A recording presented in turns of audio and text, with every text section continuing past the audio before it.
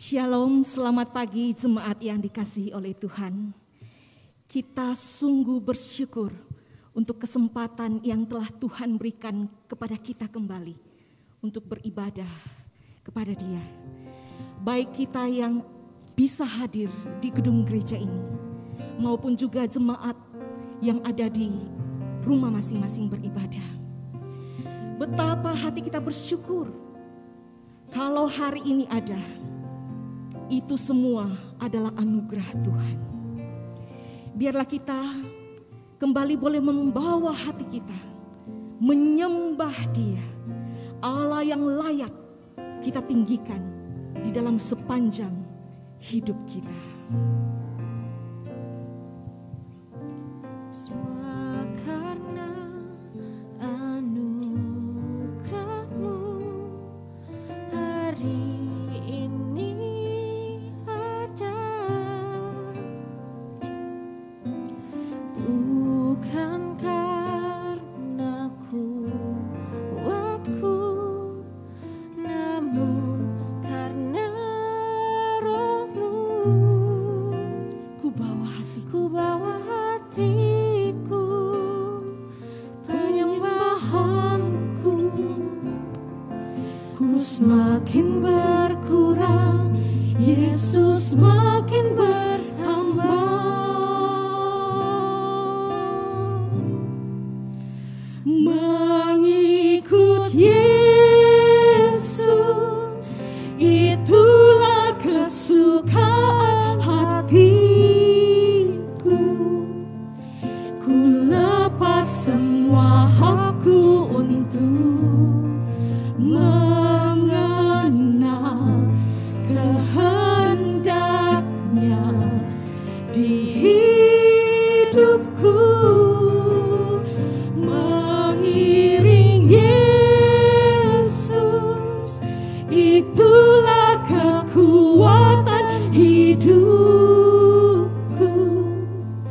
Ku yakin anugerahnya mampu jadikanku hamba yang berkenan selalu. Katakanlah, semua karena anugerah-Mu hari ini ada.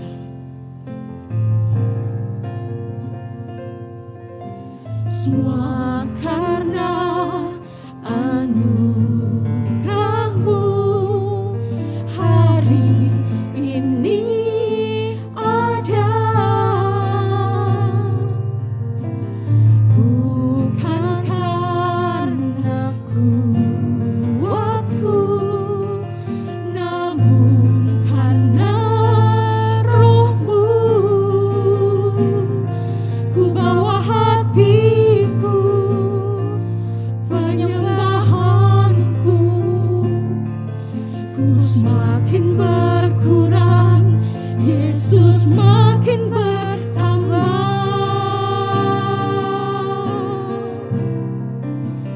Mengikut Yesus, itulah kesukaan hatiku.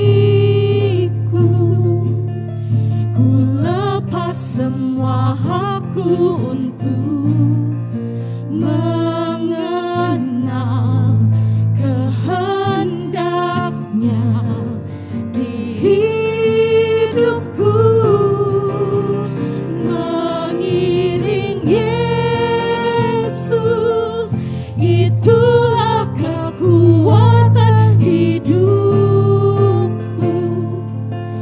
Ku yakin anugerahnya mampu jadikanku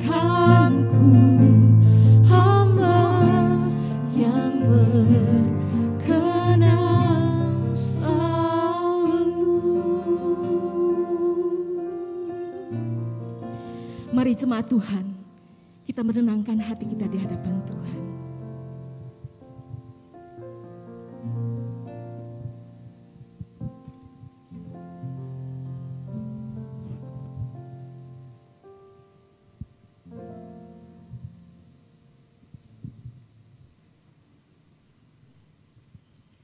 Shalom Godly Family yang dikasihi Tuhan Yesus Kristus. Mari saya ajak Bapak Ibu semuanya untuk bangkit berdiri. Mari kita mengarahkan hati kepada Tuhan. Panggilan beribadah kita pada pagi hari ini terambil dari Mazmur 138 ayat yang ke-1 hingga ayat yang ke-2. Aku hendak bersyukur kepadamu dengan segenap hatiku. Di hadapan para Allah aku akan bermazmur bagimu. Aku hendak sujud ke arah bait-Mu yang kudus dan memuji namamu oleh karena kasih-Mu dan oleh karena setia-Mu.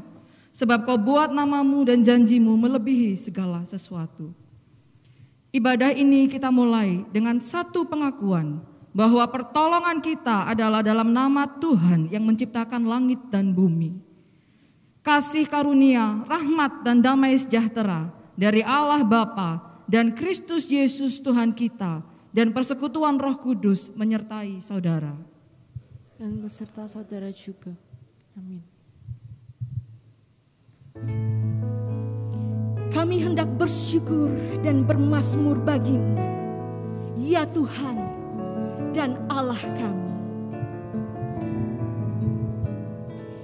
Aku hendak bersyukur pada Tuhan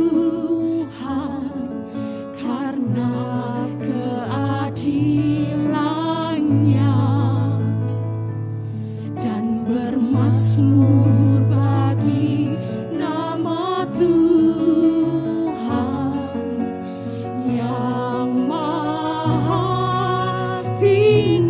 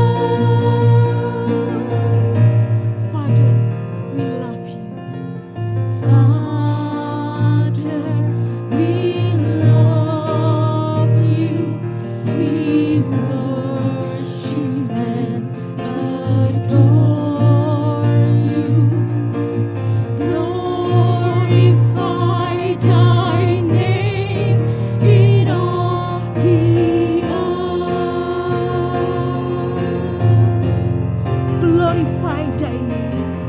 Glorify thy name. Glorify thy name. Glorify thy name. Glorify thy name in all the earth. Jesus, we love you. Jesus, we love you. We worship and adore you. Glorify thy name in all the earth. Glorify thy name. Glorify thy name. Glorify thy name. Glorify thy name in all the earth. Katakan dengan sungguh-sungguh. Glorify thy name. Muliakanlah dia. Glorify thy name. Glorify thy name in all the earth.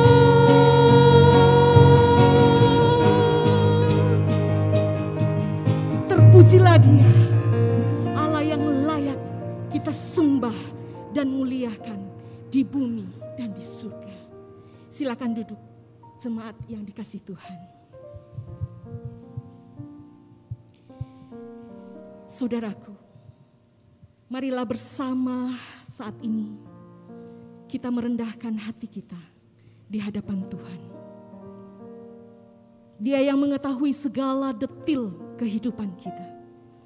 Tidak ada satupun yang tersembunyi di hadapannya. Marilah kita datang mengakui segala kelemahan dan dosa kita di hadapannya di dalam saat doa pribadi kita saat ini.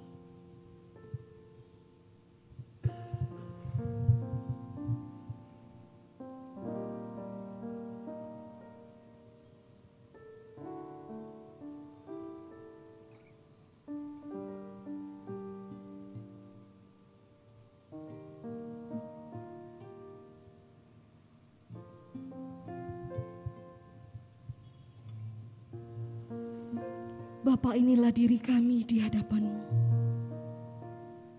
Kami mengakui segala dosa dan pelanggaran kami. Ampunilah Tuhan untuk setiap kecenderungan hati kami yang selalu memikirkan diri sendiri. Ampunilah Tuhan ketika kami seringkali mendukakan hati-Mu dan hati sesama kami. Tolonglah kami Tuhan untuk hidup bagi-Mu dan belajar selalu mengikuti pimpinan-Mu. Pulihkanlah hidup kami Tuhan. Demi nama Yesus kami berdoa. Amin. Bagi kita yang sungguh datang kepada Tuhan mengakui segala dosa dan kelemahan kita, tersedia berita anugerah bagi kita semua. Dalam 2 Korintus 5 ayat 15 berkata, dan Kristus telah mati untuk semua orang, supaya mereka hidup, tidak lagi hidup untuk dirinya sendiri, tetapi untuk Dia yang telah mati dan telah dibangkitkan untuk mereka. Mari jemaat Tuhan, saya mengundang kita berdiri. Kita akan bersama-sama memperbaharui komitmen kita di hadapan Tuhan yang berbunyi demikian. Aku telah disalibkan dengan Kristus, namun aku hidup, tetapi bukan lagi aku sendiri yang hidup, melainkan Kristus yang hidup di dalam aku. Dan hidupku yang kuhidupi sekarang di dalam daging adalah hidup oleh iman dalam Anak Allah yang telah mengasihi aku dan menyerahkan dirinya untuk aku. Betapa besar anugerah Tuhan bagi setiap kita. Kita dijadikannya milik kepunyaannya karena penebusan, karya penebusannya di kayu salib bagi kita. Sungguh hati kita bersukacita karena kita memiliki Yesus dan kita adalah miliknya. Kita pujikan lagu ini. Kasih Tuhan Yesus tak berakhir, tiada kuasa yang memisahkanku. Diriku korban diri, kini ku miliknya. Kini ku milik Yesus dan Yesus milikku. Bukan hanya saat ini, namun selamanya. Dulu aku sesat dalam dosa, Yesus datang bawa keselamatan. Tiada lagi takut dan malu, kini ku miliknya. Kini ku milik Yesus dan Yesus milikku. Bukan hanya saat ini, namun selamanya. Mari kita pujikan lagu ini dengan lebih bersukacita di hadapan Tuhan ya. Kita semua adalah anak-anak Tuhan yang telah diselamatkannya. Hati senangku diselamatkannya. Dahulu budak, kini ku bebas. Ya tebusku dengan darahnya. Kini ku miliknya. Kini ku milik Yesus dan Yesus milikku. Bukan hanya saat ini, namun selamanya. Kini ku milik Yesus dan Yesus milikku. Bukan hanya saat ini, Sampai kapan? namun selamanya. Ya, amin. Ada sukacita? Amin. Betapa kita bersukacita, kita milik Yesus selamanya.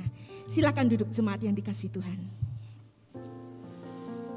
Bersyukur selalu kasih-Nya yang tidak pernah berubah di dalam hidup kita. Marilah saat ini kita memohon Tuhan, ajar kami Tuhan, menghitung hari-hari kami sedemikian, sehingga kami beroleh hati yang bijaksana, dan dengan rendah hati senantiasa mengikuti pimpinan Tuhan. Ajar kami Tuhan.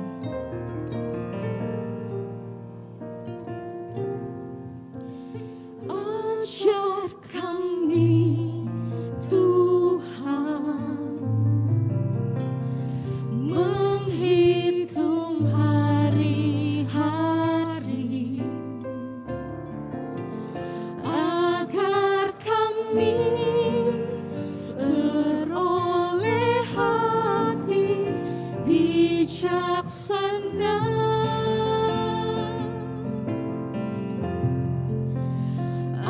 Ajar kami Bapa,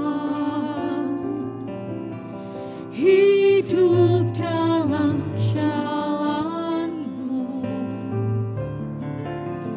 agar semua rencana-Mu digenapi.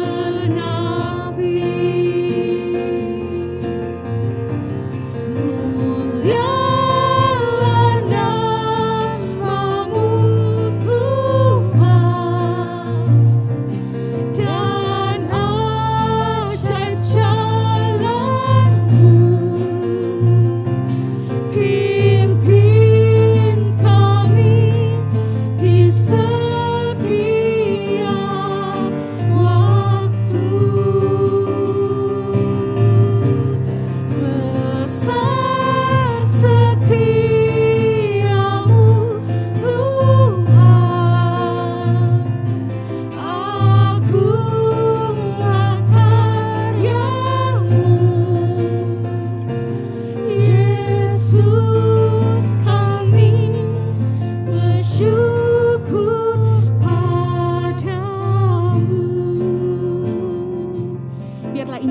doa kita.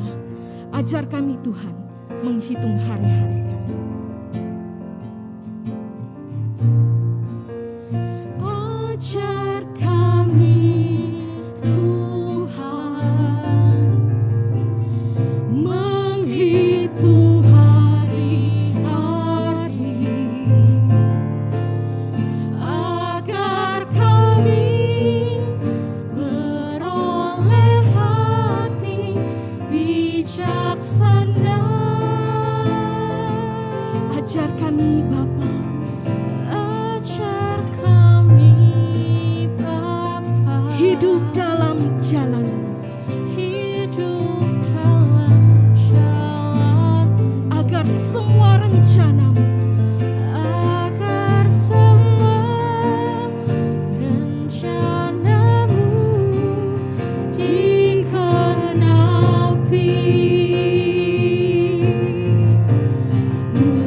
Mulialah namamu Tuhan, dan ajaib jalanmu. Pimpin kami di setiap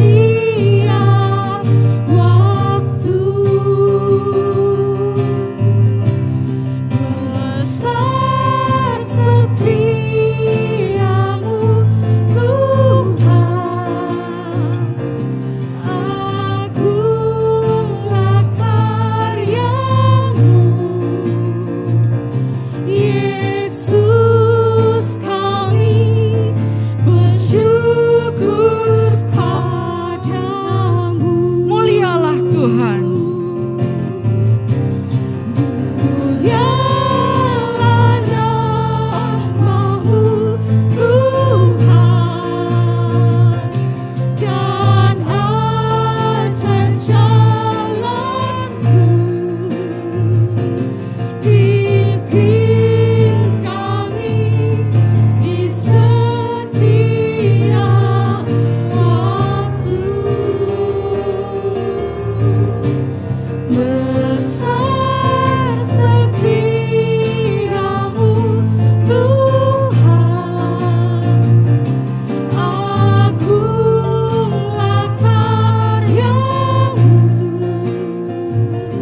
Yesus, kami bersyukur padamu. Mari jemaat sekalian, saya ajak kita semua untuk berdoa. Kita satukan hati kita untuk kita bersama-sama mendengarkan firman Tuhan. Tuhan, seperti pujian yang kami naikkan ya Tuhan, begitu mulia namamu Tuhan. Ajar kami ya Tuhan, untuk kami menjadi seorang murid ya Tuhan. Tuhan, kalau sebentar lagi kami mau mendengarkan firman-Mu ya Tuhan. Biarlah namamu saja yang dimuliakan, biarlah namamu saja yang diagungkan. Pakailah hamba-Mu yang menyampaikan firman-Mu dengan segala keterbatasannya ya Tuhan. Terima kasih ya Tuhan. Kami mau mendengarkan firman-Mu, kami mau menjadi berkat dan kami mau menerapkan firman Tuhan yang sudah disampaikan dalam kehidupan kami sehari-hari. Terima kasih ya Tuhan. Di dalam nama Tuhan Yesus kami bersyukur. Amin. Selamat pagi Bapak Ibu yang terkasih dalam Tuhan. Sebelum saya melanjutkan firman Tuhan, saya mau Bapak Ibu yang ada di sini kasih senyum yang paling manis ke saya. Tapi nggak bisa ya, karena pakai masker ya Bapak Ibu ya. Jujur saya di sini juga agak sedikit nervous ya Bapak Ibu. Tapi saya juga bersyukur untuk kesempatan yang Tuhan berikan kepada saya untuk saya bisa menyampaikan firman Tuhan kepada Bapak Ibu semuanya. Nah, tema firman Tuhan yang diberikan kepada saya pada hari ini adalah berjejak di jalan orang bijak. Berjejak di jalan orang bijak. Apa berjejak di jalan orang bijak itu? Berjejak itu adalah bertumpu. Jalan orang bijak berarti kita bertumpu di jalan orang bijak. Orang bijak itu adalah orang yang mampu melihat hidup ini dari sudut pandang Allah. Bukan hanya melihat Bapak Ibu, tetapi dia tahu tindakan yang terbaik yang harus dilakukan. Nah, kalau kita pagi ini akan Firman Tuhan pagi ini itu terambil dari surat 1 Korintus 4 ayat yang ke-13 hingga ayat yang ke-21. Silahkan Bapak Ibu membuka Alkitab masing-masing, Alkitab atau HP-nya masing-masing yang ada firman Tuhannya. Tapi saya akan membacakan untuk Bapak Ibu semuanya. 1 Korintus pasal yang keempat ayat yang ke-13. Kalau kami difitnah, kami tetap menjawab dengan ramah. Kami telah menjadi sama dengan sampah dunia, sama dengan kotoran dari segala sesuatu sampai pada saat ini. Hal ini kutuliskan bukan untuk memalukan kamu, tetapi untuk menegur kamu sebagai anak-anakku yang kukasihi. Sebab sekalipun kamu mempunyai beribu-ribu pendidik dalam Kristus, kamu tidak mempunyai banyak bapa. Karena akulah yang di dalam Kristus Yesus telah menjadi bapamu oleh Injil yang kuberitakan kepadamu. Sebab itu aku menasihatkan kamu, turutilah teladanku. Justru itulah sebabnya aku mengirimkan kepadamu Timotius yang adalah anakku yang kekasih dan yang setia dalam Tuhan. Ia akan memperingatkan kamu akan hidup yang kuturuti dalam Kristus Yesus seperti yang kuajarkan di mana-mana dalam setiap jemaat. Tetapi ada beberapa orang yang menjadi sombong karena mereka menyangka bahwa aku tidak akan datang lagi kepadamu. Tetapi aku akan segera datang kepadamu kalau Tuhan menghendakinya. Maka aku akan tahu bukan tentang perkataan orang-orang yang sombong itu, tetapi tentang kekuatan mereka. Sebab kerajaan Allah bukan terdiri dari perkataan, tetapi dari kuasa. Apakah yang kamu kehendaki? Haruskah aku datang kepadamu dengan cambuk atau dengan kasih dan dengan hati yang lemah lembut? Bapak Ibu, dari firman Tuhan yang sudah kita baca, kita tahu bahwa orang bijak yang dimaksud di sini itu adalah Paulus. Saya ada satu cerita, sebelum saya lebih jauh lagi, saya ada satu cerita. Cerita ini tentang seorang pria, Bapak Ibu. Pria ini dia itu korban dari satu penipuan. Tetapi karena gayanya yang lucu, sehingga dia itu diliput oleh banyak infotainment di TV swasta. Dan kemudian dia itu mendadak jadi langsung terkenal. Kenapa? Karena gayanya yang lucu ini, Bapak Ibu. Sehingga karena dia itu banyak diliput, karena gayanya yang lucu, tawaran untuk main sinetron itu datang kepada dia. Bukan hanya tawaran main sinetron, tapi juga tawaran untuk jadi bintang iklan. Karena begitu banyak tawaran yang masuk ke dia yang tadinya tidak dikenal orang, dia menjadi orang yang dikenal. Dia yang tadinya bukan siapa-siapa, dia menjadi siapa-siapa. Karena dia ini menjadi dikenal banyak orang, akhirnya sikapnya berubah. Dia menjadi orang yang sombong. Kalau ada pepatah bilang kacang lupa kulit ya Ibu ya. Nah, sama. Pria yang sombong ini adalah gambaran dari jemaat Korintus. Sehingga Tuhan memakai orang bijak yaitu Paulus untuk meluruskan jemaat di Korintus ini. Nah, melalui 1 Korintus 4 ini ayat yang ke-13 hingga ayat yang ke-21 kita akan bersama-sama belajar. 2 sikap berjejak di jalan orang bijak agar kita tidak jatuh dalam dosa kesombongan. Apa saja sikap itu? Yang pasti adalah rendah hati. Kita semua tahu ya Bapak Ibu tentang namanya rendah hati. Rendah hati itu gampang kalau diomong ya Bapak Ibu ya, tapi sulit dilakukan. Ada banyak definisi tentang rendah hati. Salah satunya adalah rendah hati itu apa sih? Rendah hati itu adalah orang yang gak sombong. Rendah hati itu adalah orang yang gak arogan. Rendah hati itu adalah orang yang mau menundukkan diri. Rendah hati itu adalah orang yang mau menghargai orang lain. Itu adalah definisi rendah hati. Tapi menurut saya yang paling pas adalah rendah hati yang sesungguhnya itu adalah ketika kita sepakat dengan firman Tuhan. Itulah rendah hati yang sesungguhnya. Jadi kalau kita nggak sepakat dengan firman Tuhan, itu artinya apa? Kita melawan rendah hati itu, berarti kita sombong. Nah, jemaat Korintus ini adalah gambaran dari jemaat yang sombong. Ada banyak petunjuk di dalam surat Korintus tentang kesombongan jemaat di Korintus ini. Bapak Ibu bisa membacanya di rumah ya. Kenapa kok jemaat Korintus ini dikatakan sombong? Jemaat di Korintus ini lupa akan jati diri mereka. Jemaat di Korintus ini merasa bahwa dia sudah memiliki semuanya, dia sudah memiliki segalanya sehingga dia tidak perlu apapun. Bahkan jemaat di Korintus itu juga nggak perlu yang namanya hamba Tuhan. Sikap mereka, perilaku mereka itu menunjukkan bahwa mereka itu lupa diri. Mereka lupa bahwa segala sesuatu yang mereka nikmati, segala sesuatu yang mereka miliki itu semua berasal dari Tuhan.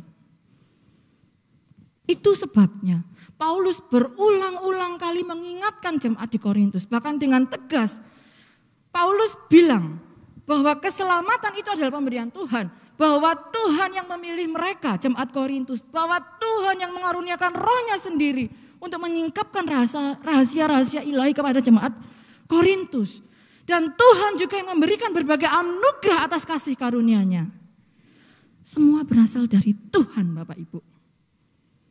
Sehingga tidak ada seorang pun yang punya hak untuk menyombongkan diri. Kesombongan itu adalah kita mengingkari kasih karunia Allah. Karena itu sebabnya Paulus terus-terusan, dia gak pernah berhenti menegur jemaat di Korintus. Dan juga menegur kita saat ini. Memang ya Bapak Ibu, yang namanya teguran itu gak enak. Kritikan itu gak enak. Kita ditegur itu gak suka. Kita ditegur itu gak mau. Sakit rasanya ditegur. Sakitnya itu bukan yang kelihatan. Sakitnya itu di sini Bapak Ibu. Di hati, mangkel, bedodok istilahnya orang Jawa ya. Tapi teguran itu harus. Kritikan itu perlu. Kalau dalam bahasa aslinya, teguran yang disampaikan oleh Paulus kepada jemaat Korintus itu menggunakan kata nasihat. Nasihat yang bertujuan untuk mengingatkan jemaat Korintus. Kenapa? Karena Paulus mengasihi jemaat Korintus. Itu sebabnya di ayat 14 Paulus menyebut jemaat di Korintus ini sebagai anak-anaknya. Lalu pertanyaannya, atas dasar apa Paulus kok ngaku punya hubungan seperti orang tua dan anak kepada jemaat di Korintus ini? Dasarnya satu Bapak Ibu, dasarnya adalah Injil. Kok bisa dasarnya Injil?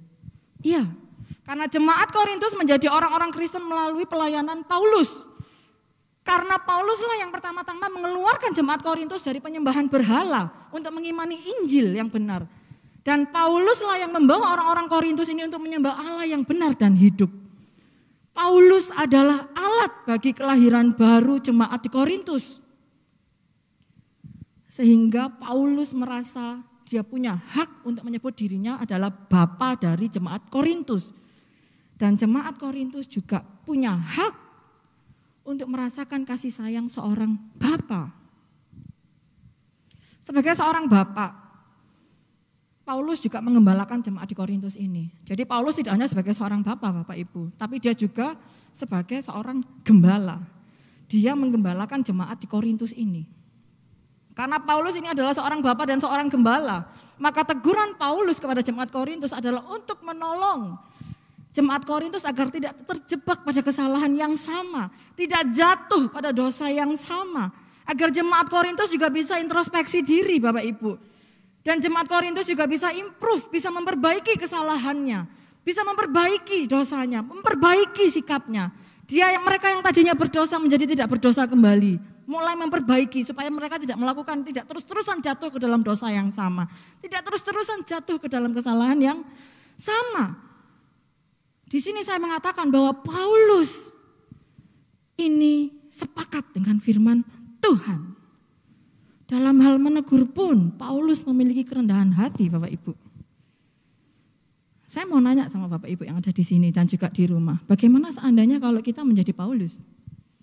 Bagaimana seandainya kalau kita harus menegur orang-orang yang menurut kita dia salah, menurut kita dia berbuat dosa? Kalau saya Bapak Ibu, saya pasti maju mundur Bapak Ibu. Saya mesti bergumul dan berkali-kali bergumul untuk menegur seseorang. Kenapa? Saya takut menyinggung orang itu. Saya takut dia tersakiti. Saya takut dia menjadi malu. Ketakutan ini juga yang dirasakan oleh Paulus, Bapak Ibu. Itu sebabnya di ayat 14 dikatakan, aku menegurmu bukan untuk mempermalukanmu. Di sini saya menangkap ada sedikit kekhawatiran Paulus, sehingga Paulus perlu konfirmasi di ayat 14.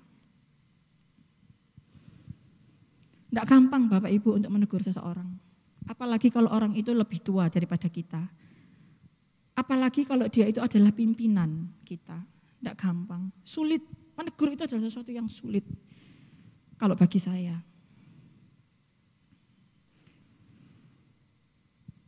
Menegur dan ditegur itu adalah kerendahan hati. Menegur dan ditegur itu butuh proses, Bapak Ibu. Jadi kalau ada seseorang yang menegur Bapak Ibu, hargailah orang yang mau menegur kita. Ketika kita melakukan kesalahan atau ketika kita nggak sadar kita salah, kemudian ada orang datang ke kita, menegur kita menunjukkan kesalahan kita. Bukan karena orang itu sentimen Bapak Ibu, tetapi kenapa? Karena orang itu benar-benar mengasihi kita. Dia ingin kita lebih baik lagi. Mungkin Bapak Ibu berpikir seperti ini, menegur kok mengasihi? Jangan salah Bapak Ibu. Bapak Ibu mungkin ingat bagaimana bangsa Israel dikasihi sama Tuhan. Yang namanya mengasihi itu enggak cuma manja-manja ya Bapak Ibu. Yang namanya dikasihi itu bukan hanya diiyakan. Yang namanya mengasihi itu enggak cuma disayang-sayang. Bangsa Israel itu enggak cuma dimanja-manja, enggak cuma disayang-sayang, enggak cuma diiyakan sama Tuhan. Tetapi apa? Bangsa Israel itu jadi ditegur oleh Tuhan. Bangsa Israel itu juga dihajar oleh Tuhan. Teguran dan hajaran Tuhan kepada bangsa Israel inilah yang membuat bangsa Israel itu dikasihi Tuhan. Menjadi umat yang bangsa yang terpilih. Sama kita juga seperti itu Bapak Ibu. Ya memang ditegur itu enggak enak. Seperti saya katakan tadi, ditegur itu enggak enak, ditegur itu sakit. Tapi pernah enggak kita coba melihat berkat yang indah di balik teguran seseorang kepada kita? Pernah enggak kita mengambil sesuatu yang positif dari teguran seseorang kepada kita? Pernah enggak kita bilang terima kasih, xie, thank you, matur nuwun kepada orang yang sudah meninggal, yang sudah menegur kita? Bapak Ibu sekali lagi, diperlukan kerendahan hati untuk menerima teguran. Rendah hati itu adalah kualitas yang harus ada dalam diri kita sebagai orang percaya. Orang yang rendah hati itu tidak pernah berhenti untuk mengasihi. Orang yang rendah hati itu selalu menyadari kelemahan, selalu menyadari kekurangan dan keterbatasannya. Orang yang rendah hati itu selalu bergantung pada Tuhan, melebihi dari kekuatannya sendiri. Menegur dan ditegur itu butuh proses. Menegur dan ditegur itu adalah bagian dari kerendahan hati. Jadi berbahagialah kalau ada seseorang yang mau memberikan teguran kepada Bapak Ibu. Itu artinya dia sayang sama Bapak Ibu. Itu artinya dia mengasihi Bapak Ibu. Firman Tuhan hari ini benar-benar menantang kita untuk kita memiliki kerendahan hati. Seperti Paulus yang mau memberikan teguran kepada orang lain. Ketika orang itu melakukan kesalahan atau ketika orang itu melakukan dosa. Kalau kita tahu itu salah, kalau kita tahu itu dosa, kita diam aja. Kita tidak memberikan teguran. Itu artinya kita tidak mengasihi. Itu artinya kita tidak rendah hati. Gak gampang ya Bapak Ibu ya untuk memberikan teguran ini. Saya juga belajar untuk di sini. Nah, pada saat saya mempersiapkan khotbah hari ini, pada saat saya menggumuli firman Tuhan hari ini, Tuhan izinkan saya untuk mendapatkan satu teguran dari seorang terdekat saya, seorang rekan terdekat saya. Dia adalah seorang wanita. Dia menegur saya, karena dia merasa ada satu dari sikap saya yang menurut dia itu kok enggak enak. Dia menegur saya, dia menunjukkan kepada saya, Nora, kamu harusnya begini, kamu tidak boleh seperti itu, kamu kayak gini loh, seperti itu.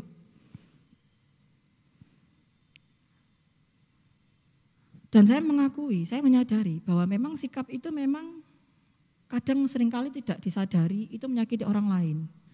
Sikap saya sadari kadang bukan hanya menyakiti, tetapi bikin orang itu gak enak, bikin orang itu keder sama saya gitu ya. Tapi pada saat saya ditegur, saya bisa aja loh Bapak Ibu marah. Saya bisa aja loh membela diri saya. Saya bisa aja loh ngomong, aku tuh enggak seperti itu. Saya bisa aja seperti itu.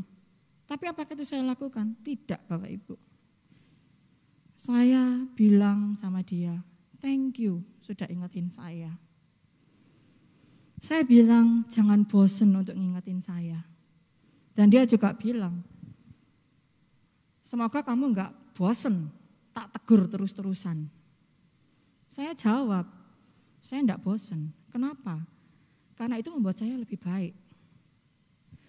Karena itu saya tahu bahwa kamu mengasihi saya, kamu menyayangi saya. Setelah itu saya melanjutkan untuk membuat khotbah ini. Dan saya bilang sama Tuhan, Tuhan terima kasih sudah mengirimkan orang yang benar-benar mengasihi saya, orang yang mau menegur saya, orang yang mau menunjukkan kesalahan saya.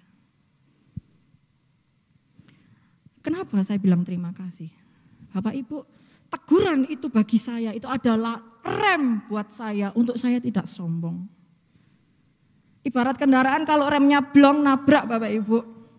Teguran itu bagi saya itu rem supaya saya tidak jatuh dalam dosa kesombongan. Teguran itu adalah rem buat saya selalu rendah hati.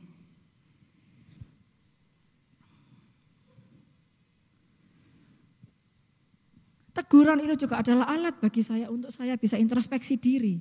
Adalah support bagi saya untuk saya bisa lebih baik lagi. Supaya saya bisa lebih indah lagi di hadapan Tuhan. Kita semua bisa jatuh dalam dosa kesombongan ini Bapak Ibu. Saya, Bapak Ibu semuanya bisa jatuh dalam dosa kesombongan ini. Hamba Tuhan sekalipun bisa jatuh dalam dosa kesombongan. Pada saat kita diberi lebih. Pada saat hidup kita enak. Pada saat hidup kita itu lebih daripada orang lain. Kita lebih punya daripada orang lain. Di situ kita diuji.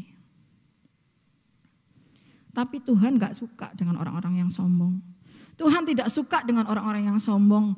Tidak ada tempat bagi orang yang sombong di hadapan Tuhan. Kesombongan itu adalah awal dari kehancuran. Kesombongan itu adalah sikap yang ditentang oleh Tuhan. Dan itu adalah kekejian bagi Tuhan.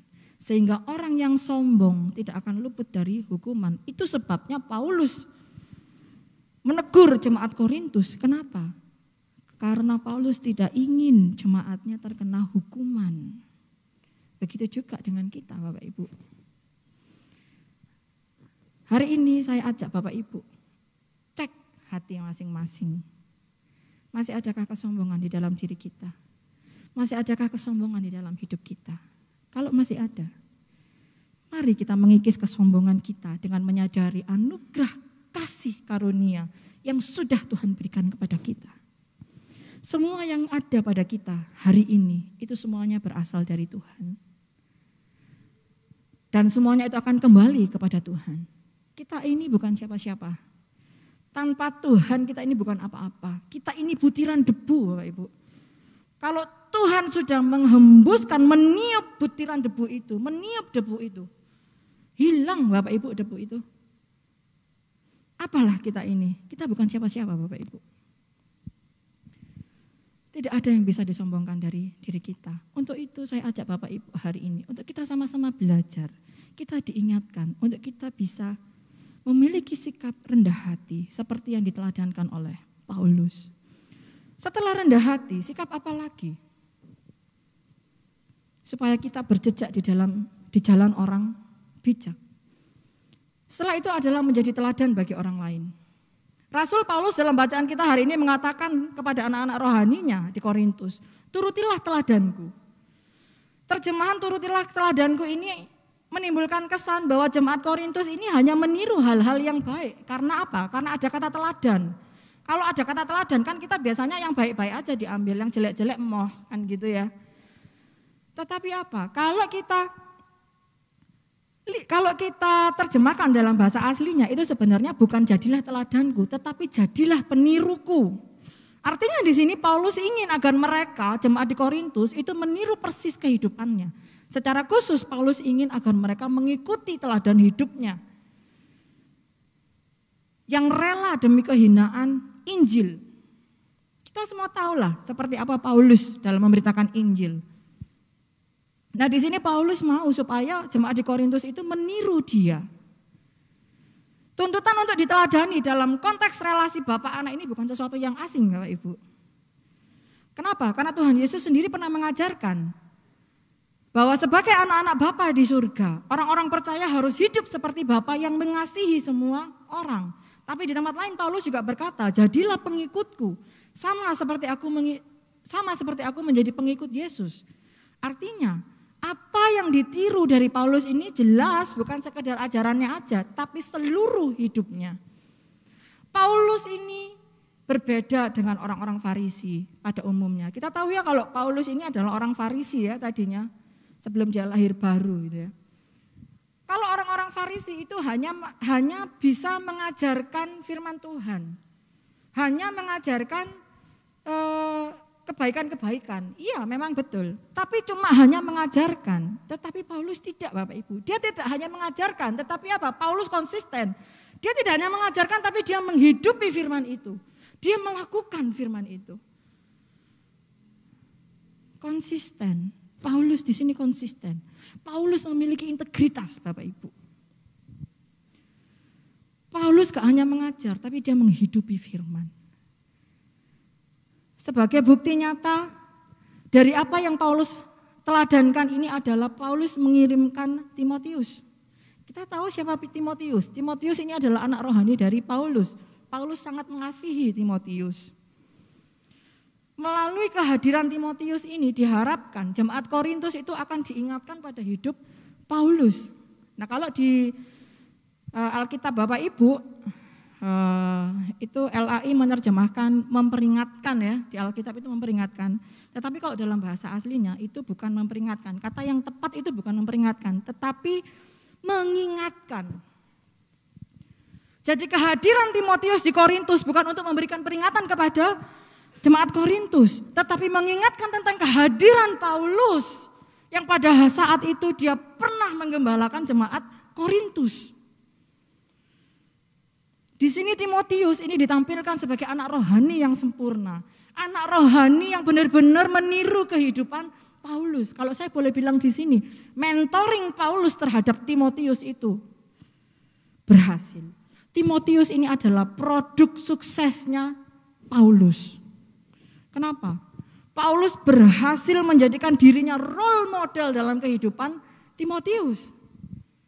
Gak gampang Bapak Ibu untuk jadi teladan. Saya pun juga sulit, saya masih belajar untuk bisa menjadi teladan bagi banyak orang.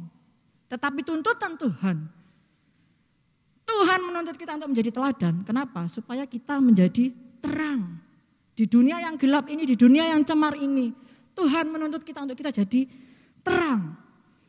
Nah tugas menjadi teladan itu bukan hanya keharusan untuk orang-orang yang sudah tua aja, untuk para pemimpin. Tidak, kita semua itu adalah teladan Bapak Ibu.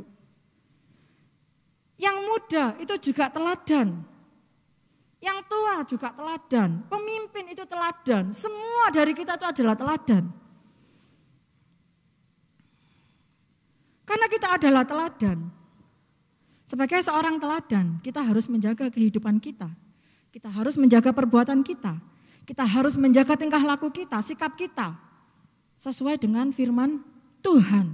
Karena firman Tuhan itu adalah jalan satu-satunya agar kita bisa menjadi terang, bercahaya bagi orang lain.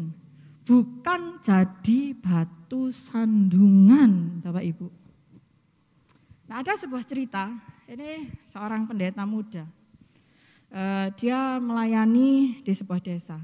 Pada suatu malam ketika pendeta itu mau istirahat Bapak Ibu, ada satu anak kecil datang ke rumahnya, dia teriak-teriak gini, Pak pendeta gitu. Dia ketok pintu, Pak pendeta tolong saya. Di rumah saya ada yang sakit Pak, tolong doakan. Sebenarnya pendeta muda ini malas Bapak Ibu. Kenapa? Karena dia tuh udah ngantuk, dia tuh udah capek. Karena seharian pelayanan. Tetapi karena rengean anak kecil ini akhirnya pendeta ini berangkat juga. Nah sampai di rumahnya, Pak pendeta ini tanya kepada anak ini, Nak, mana yang sakit? Kemudian anak ini menunjukkan di pojok rumahnya itu anak seekor kerbau yang sakit. Ya jelas pendeta ini pasti mangkel ya dalam hati, menggerutu dalam hati. Oh alah, capek-capek rek, aku hanya disuruh mendoakan seekor kerbau. Tapi akhirnya pendeta itu berdoa, Bapak Ibu. Bapak pendeta itu berdoa, disaksikan anak kecil ini. Bapak pendeta itu berdoa seperti ini. Tuhan, kami doakan kerbau ini kalau mau mati, matilah. Tapi kalau mau sembuh, sembuhlah. Amin. Anak ini senang Bapak Ibu. Beberapa hari kemudian, kenapa? Beberapa hari kemudian, karena kerbaunya ini sembuh. Terus setelah itu anak ini lari-lari ke rumahnya Pak Pendeta ini. Dia bawa satu bingkisan kecil. Dia ingin kasih bingkisan ke Bapak Pendeta sebagai ungkapan terima kasihnya kepada pendeta ini. Tapi pada saat sampai di rumah pendeta itu anak kecil ini melihat Bapak Pendetanya sedang sakit.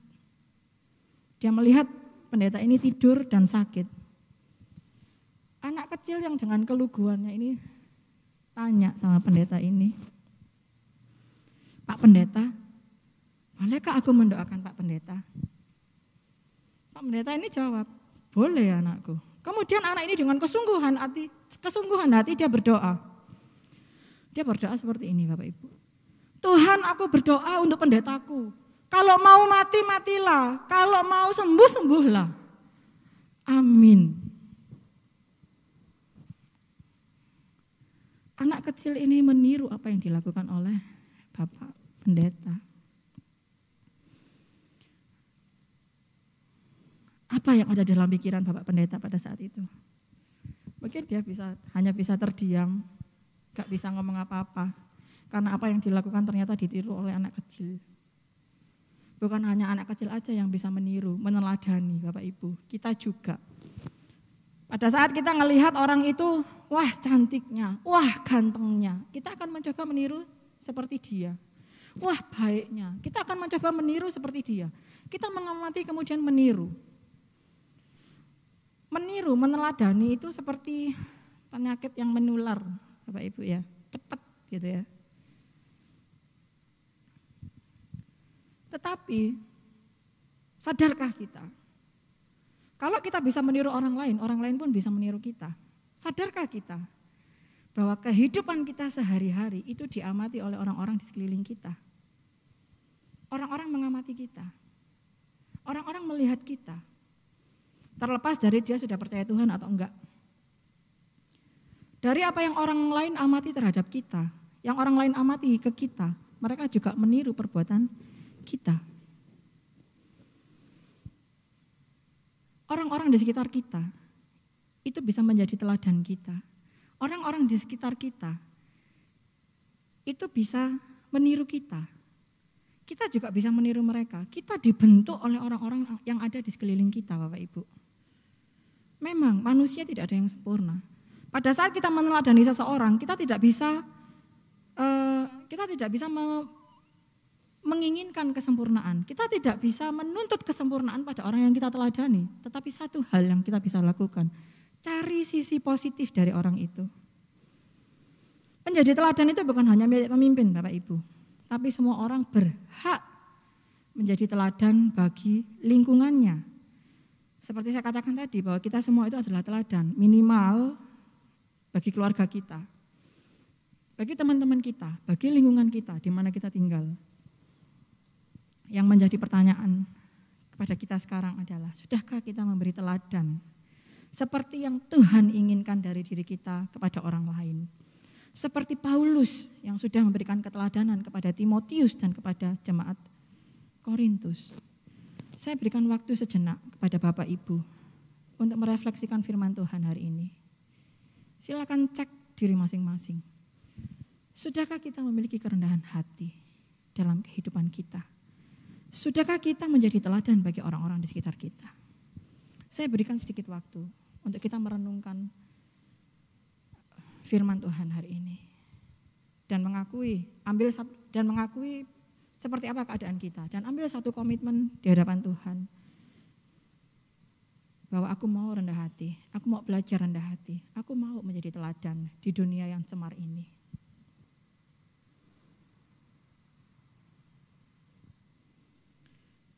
Ya Tuhan, Tuhan kami, ini kami Tuhan. Kami datang dengan kehancuran hati kami. Kami datang dengan segala kerendahan hati kami ya Tuhan.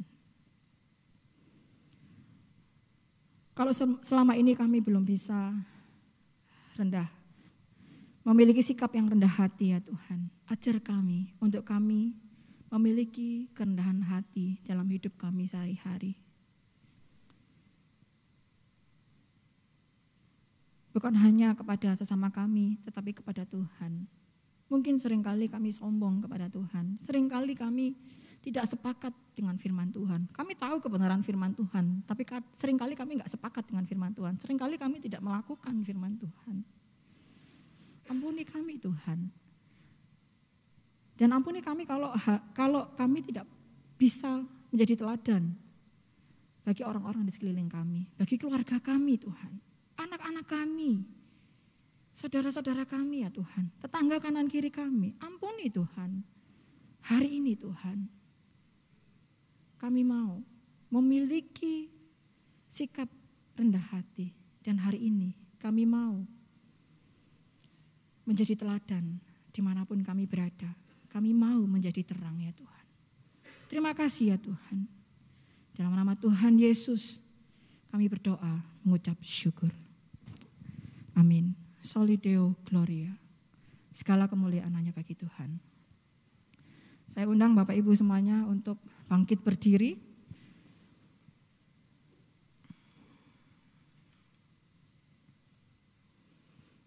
Bersama dengan umat Tuhan di sepanjang zaman dan di segala tempat. Mari kita ikrarkan pengakuan iman rasuli yang berbunyi demikian. Aku percaya kepada Allah, Bapa yang Maha Kuasa, Khalik langit dan bumi, dan kepada Yesus Kristus anaknya yang tunggal Tuhan kita, yang dikandung dari Roh Kudus, lahir dari anak darah Maria, yang menderita sengsara di bawah pemerintahan Pontius Pilatus, disalibkan, mati dan dikuburkan, turun ke dalam kerajaan maut. Pada hari yang ketiga, bangkit pula dari antara orang mati, naik ke sorga, duduk di sebelah kanan Allah, Bapa yang Maha Kuasa. Dan dari sana ia akan datang untuk menghakimi orang yang hidup dan yang mati. Aku percaya kepada Roh Kudus, gereja yang kudus dan am, persekutuan orang kudus, pengampunan dosa, kebangkitan orang mati, dan hidup yang kekal. Amin. Saya persilakan Bapak Ibu untuk duduk kembali. Kita akan menaikkan beberapa pokok doa syafaat pada hari ini. Kita akan berdoa untuk raker hamba Tuhan yang akan dilaksanakan pada tanggal 9 dan 10 Juni. Kemudian kita juga akan berdoa untuk proses pemilihan diaken di gereja kita. Kemudian yang terakhir kita akan berdoa untuk penginjilan gereja-gereja di seluruh bumi. Saya akan memimpin dalam doa. Mari kita berdoa. Tuhan, mengucap syukur pada hari ini ya Tuhan. Kami mau menaikkan doa syafaat kami ya Tuhan. Kami berdoa untuk raker hamba Tuhan yang akan diselenggarakan pada tanggal 9 sampai 10 Juni nanti ya Tuhan. Kiranya dalam raker nanti para hamba Tuhan, Tuhan berikan hikmat sehingga mereka bisa mengambil kebijakan-kebijakan yang baik buat gereja ini. Sehingga mereka juga menghasilkan program-program yang sesuai dengan visi dan misi gereja ini. Dan kiranya para hamba Tuhan ini juga memikirkan bagaimana gereja ini ke depan, masa depan gereja ini. Ya Tuhan, Tuhan tolonglah para hamba Tuhan yang akan melakukan raker nanti. Kiranya Tuhan pimpin jalannya raker ini dari awal hingga selesainya raker ini nanti ya Tuhan. Kami juga berdoa ya Tuhan untuk proses pemilihan diaken. Kami percaya Engkau Tuhan yang akan menolong proses ini. Dan kami juga percaya Engkau yang akan menempatkan orang-orang yang Engkau pilih secara pribadi untuk menduduki kediakenan ini ya Tuhan. Siapapun mereka nantinya yang akan yang ada di kediakenan ini ya Tuhan, kiranya Tuhan berikan hikmat dan kiranya Tuhan tolong mereka supaya mereka juga memiliki tanggung jawab, mereka juga memikirkan bagaimana gereja ini nantinya ya Tuhan, dan mereka juga bisa bekerja sama dengan baik. Tuhan, kami juga berdoa untuk penginjilan gereja-gerejamu di seluruh bumi ini ya Tuhan. Yang kami tahu karena dampak pandemi ini ya Tuhan, penginjilan gerejamu mungkin mengalami stagnasi ya Tuhan. Tapi kami percaya Engkau Tuhan yang menolong gereja-gerejamu untuk terus melakukan penginjilan, untuk menjangkau jiwa-jiwa dimanapun mereka berada. Pandemi bukanlah suatu alasan untuk kami berhenti menginjili ya Tuhan. Berikan keberanian kepada anak-anak-Mu untuk mereka boleh menjangkau jiwa-jiwa, untuk mereka boleh menginjili orang-orang yang mungkin belum mengenal Engkau, orang-orang yang menolak Engkau sekalipun. Kiranya Engkau berikan keberanian kepada mereka ya Tuhan. Berikan hati kepada jemaat-Mu dimanapun mereka berada. Hati misi ya Tuhan, untuk mereka benar-benar menjalankan amanat agung-Mu, yaitu memberitakan Injil ke seluruh bumi. Terima kasih Tuhan, ini doa dan permohonan kami. Kami percaya bahwa Engkau Tuhan yang akan menjawab doa-doa ini seturut dengan waktu dan kehendak-Mu. Dalam nama Tuhan Yesus kami berdoa. Amin.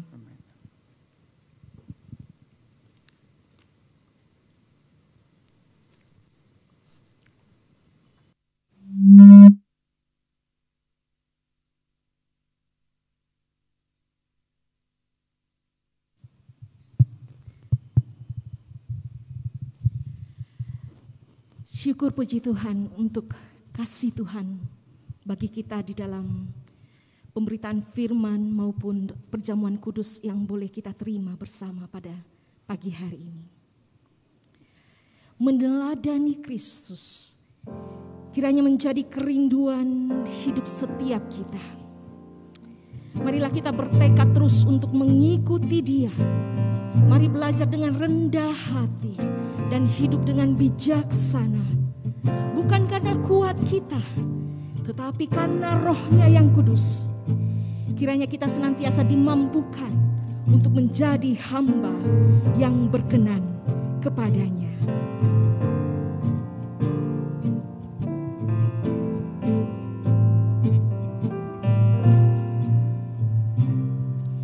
Semua karena anugerah-Mu hari ini ada,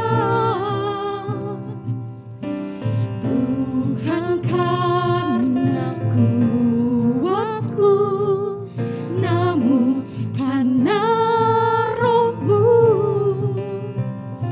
Ku bawa hatiku, penyembahanku, ku semakin berkurang, Yesus makin bertambah. Mengikut Yesus, itulah kesukaan hatiku. Ku lepas semua hakku untuk mengenal kehendak-Nya di hidupku. Mengiring Yesus, itulah kekuatan hidupku. Ku yakin anugerah-Nya mampu jadikanku hamba yang berkenan selalu.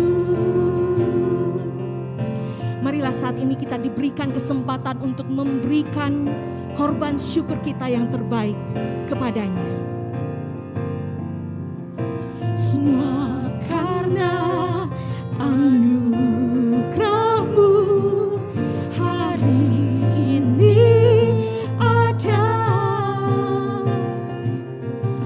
bukan karena kuatku, namun karena Roh-Mu.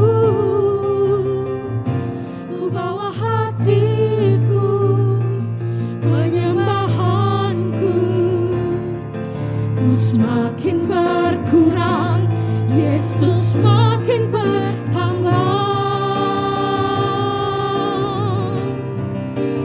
Mengikut Yesus, itulah kesukaan hatiku. Ku lepas semua hakku untuk mengenal kehendak-Nya di hidupku. Mengiring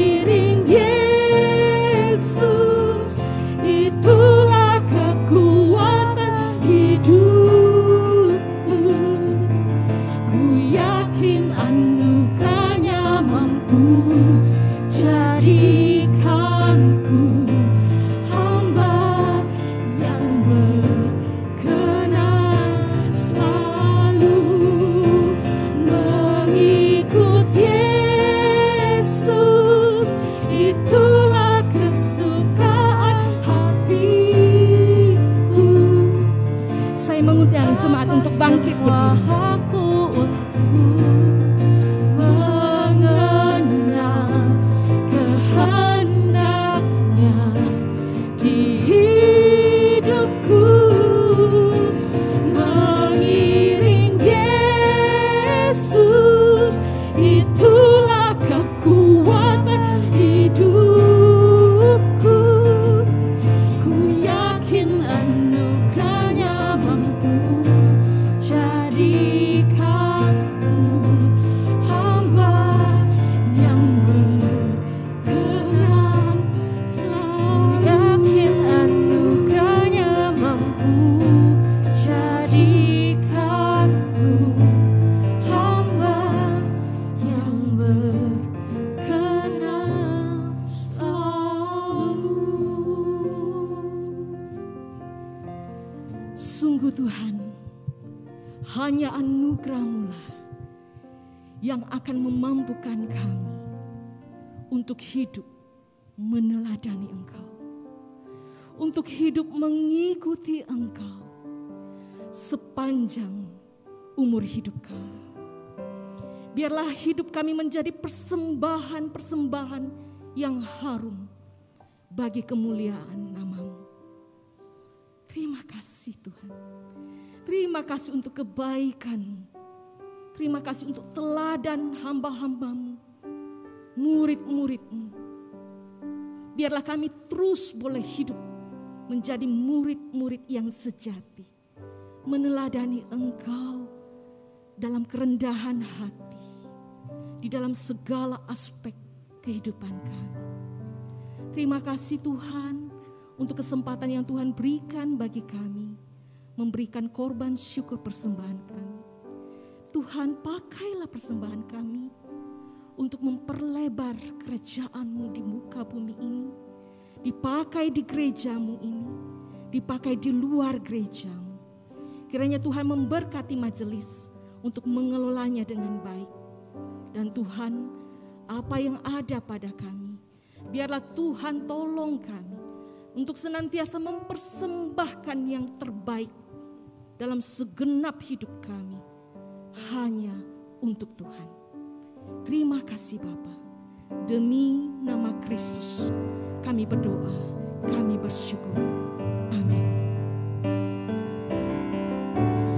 Puji Allah Bapa Putra, puji Allah Roh Kudus, ketiganya yang esa. Pohon selamat sumber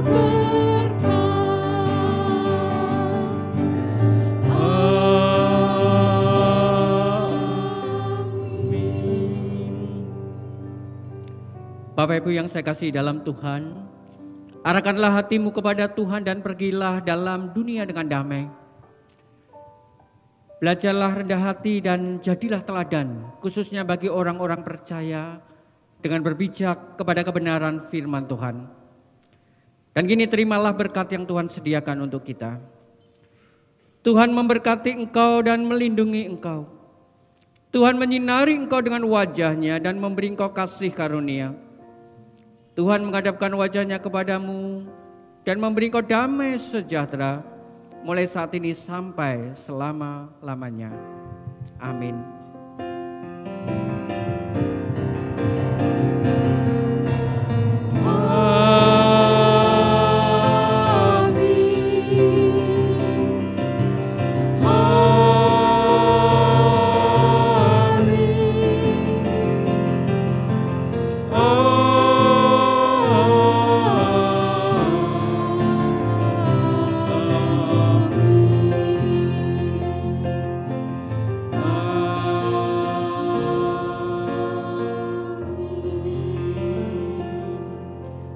dipersilakan duduk, ibadah selesai, Tuhan Yesus memberkati kita.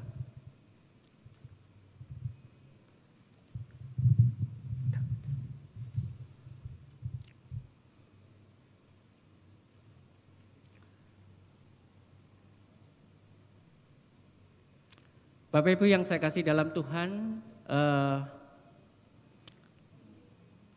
perkenalkan pada pagi hari ini kita kehadiran seorang mahasiswi praktek 2 bulan dari Saat, ya, silahkan.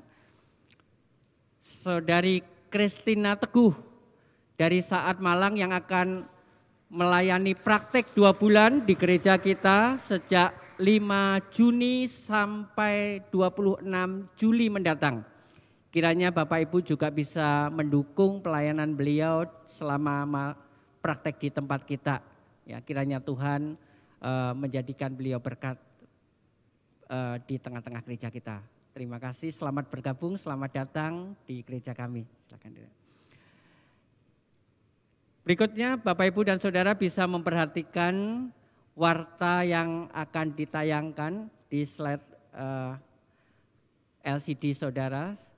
Dan silakan Bapak Ibu juga mencermati dengan baik warta tersebut. Kita akan bertemu lagi minggu mendatang. Tuhan memberkati kita semua. Amin.